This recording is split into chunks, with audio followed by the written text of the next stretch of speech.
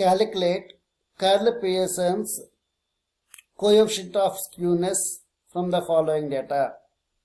Calculate Karl Pearson's coefficient of skewness from the following data. Size 1, 2, 3, 4, 5, 6, 7. Frequency 10, 18, 30, 25, 12, 3, 2. So మనకి ఇలా ఒక discrete data ఇచ్చారు. Sizes x respect to frequency f మన దగ్గర ఉన్నాయి. మనం Karl Pearson's coefficient of skewness కనుక్కోవాలి. Completely formula based. First mean value కనుక్కున్నాం.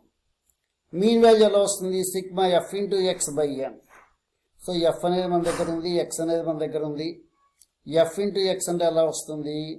కాలం మనకి 1 into 10 10, 2 into 18 36, 3 into 30 90, 4 into 25 100, 5 into 12 60, 6 into 3 18, 7 into 2 14.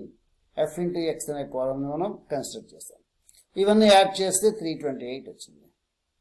Then ఫార్ములాలో నస్తుంది కాబట్టి ఎఫ్ ఇంటూ ఎక్స్ స్క్వేర్ తీసుకుంటున్నాం. అంటే ఎక్స్ స్క్వేర్ అంటే ఏంటి? ఎక్స్ని స్క్వేర్ చేస్తే 1 స్క్వేర్ చేస్తే 1 ఇంటూ 10 ఈజ్ 10, 2 స్క్వేర్ చేస్తే 4, 4 into 18 72,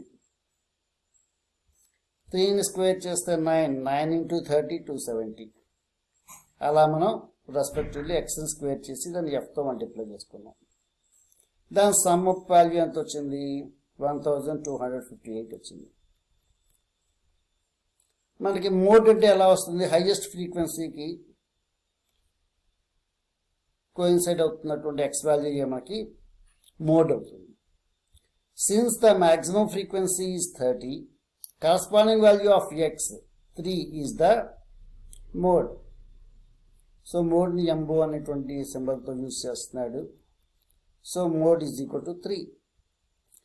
Karl Pearson's coefficient of skewness formula given by mean minus mode by sigma. ఇప్పుడు sigma కనుక్కోవడానికి ఫార్ములా ఏంటి? మన దగ్గర స్టాండర్డ్ డివియేషన్ సిగ్మా కనుక్కోవడానికి formula square root of sigma FX square by N minus sigma FX by N whole square. You have to by heart the formula. Formula ఖచ్చితంగా by heart చేయాలి. Sigma is equal to square root of sigma FX square by N minus sigma FX by N whole square. గమనించండి, ఇక్కడ F into x square చేస్తాం, 1258 వచ్చింది. ఎన్ అంటే ఏంటి? Sigma F 100. Sigma F into X అంటే ఎంత? 328. ఎన్ అంటే 100. ఈ విలువను తెచ్చిందో సబ్స్టిట్యూట్ చేసి సింప్లిఫై చేయడం ద్వారా మనకి స్టాండర్డ్ డీవియేషన్ సిగ్మా అనే వాల్యూ వచ్చింది 1.3497. సో మనకి ఎం అనేది ఉంది, సిగ్మా అనేది ఉంది, ఎం నాట్ అనేది ఉంది. M naught is the mode. Formula ఏంటి? Skewness formula M minus M naught by sigma, mean minus median by standard deviation. ఒక్కొక్క వాల్యూని సబ్స్టిట్యూట్ చేసి దీని వాల్యూ తెచ్చుకున్నాము. పాజిటివ్ వచ్చింది కాబట్టి this is slightly positively skewed అని చెప్తున్నారు. సో మన జాగ్రత్తగా అర్థం చేసుకోండి క్వశ్చన్ని. Calculate the Karl Pearson's skewness from the following data. X ఇచ్చాడు, ఎఫ్ ఇచ్చాడు. సో వాడు ఎక్స్ ఎఫ్ అనే కాలం వాడు ఇచ్చాడు. మనం f into x, f into x square ఇంకో 2 కాలమ్స్ మనం కన్స్ట్రక్ట్ చేసుకోవాలి.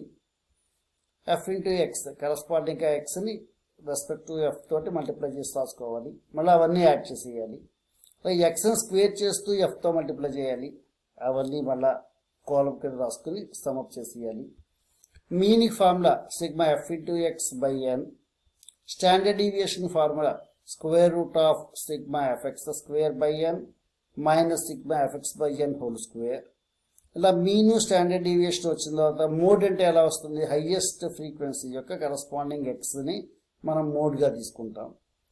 And Karl Pearson's coefficient of correlation formula ఏంటంటే కోఎఫిషియంట్ ఆఫ్ స్క్యూనెస్కి, కర్ల్ పియర్సన్స్ కోఎఫిషియంట్ ఆఫ్ స్క్యూనెస్కి ఫార్ములా ఏంటంటే S K is equal to mean minus mode by standard deviation.